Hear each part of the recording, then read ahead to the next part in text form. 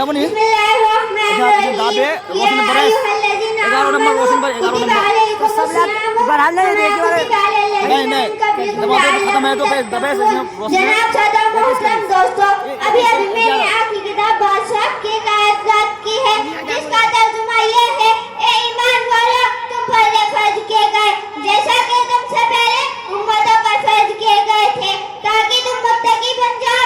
इस्लाम की बुनियादी तालीमात में ईमान, नमाज और ज़कात के बाद रोज़े का दर्जा है। रमजान के पूरे माह के रोज़े मुसलमानों पर फर्ज किए गए हैं। जो शख्स पर अज्र शायद रमजान का एक रोज़ा भी दो वक्त बड़ा गुनहगार है। फरमाया हमारे आका मौला जनाब मोहम्मद रसूलुल्लाह सल्लल्लाहु अलैहि वसल्लम ने कि कोई एक रोज़ा भी छोड़ दे, वो अगर उसके बदले साल उम्र रखे तो भी उसका अदा ना हो सकेगा।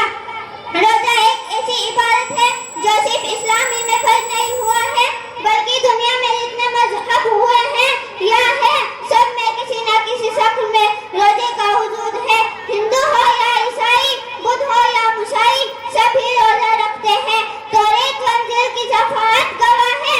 तारीख के औराक भी बताते हैं कि रोजा एक ऐसी इबादत है जो हर दौर में अदा की गई है। रोजा क्या है? एक ऐसा अमल जो हमें फरिश्तों की साथ में लाकर खड़ा करता है। फरिश्ते न खाते हैं न पीते हैं, उनकी पूरी जिंदगी अहकाम अहला की तामील में गुजरती है।